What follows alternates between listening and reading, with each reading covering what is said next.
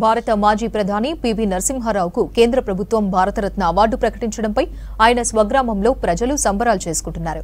PV సొంత గ్రామమైన హనుమకొండ జిల్లా భీమదేవరపల్లి మండలం వంగర గ్రామంలో ఆనందోత్సాహాల మధ్య సంబరాలు చేసుకుంటున్నారు గ్రామ ప్రజలు. పివికి భారతరత్న అవార్డు రావడం సంతోషంగా ఉందని తెలిపారు గ్రామస్తులు.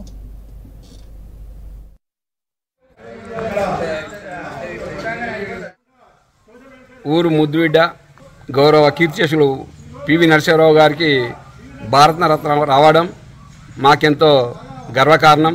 వారు ఎమ్మెల్యేగా, మంత్రిగా, ముఖ్యమంత్రిగా, భూ సంస్కరణలు, ప్రధానమంత్రిగా ఆర్థిక సంస్కరణలు వ్యక్తి, గొప్ప వ్యక్తి, బహుభాషా కోవిదుడు. మైనార్టీ గవర్నమెంట్ను 5 ఏళ్ల పాటు ఎటువంటి ఇబ్బంది లేకుండా ఆర్థికంగా ఎదిగే విధంగా నిర్ణయాలు తీసుకొని ఇవాళ అదే నిర్ణయాలు కొనసాగుతూ ఉన్నాయి. మన భారతదేశం ముందుకు పోయేందుకు ఆయన ఆర్థిక సంస్కరణలే ప్రధాన కారణం. ఈ సందర్భంగా ఇప్పటికే ఎప్పుడో రావాల్సిన భారతరత్న ఆలస్యమైనా కూడా రావడం మాకెంతో గర్వంగా ఉంది. రాష్ట్ర ప్రభుత్వం, కేంద్ర ప్రభుత్వానికి మా ఊరి తరఫున మేము కృతజ్ఞతలు తెలియజేసుకుంటా ఉన్నాం.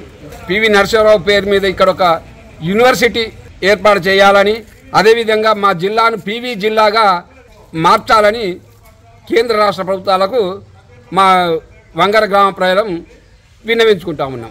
మా వంగర గ్రామ ప్రజలందరం కూడా సంతోషకరంగా ఉన్నాము.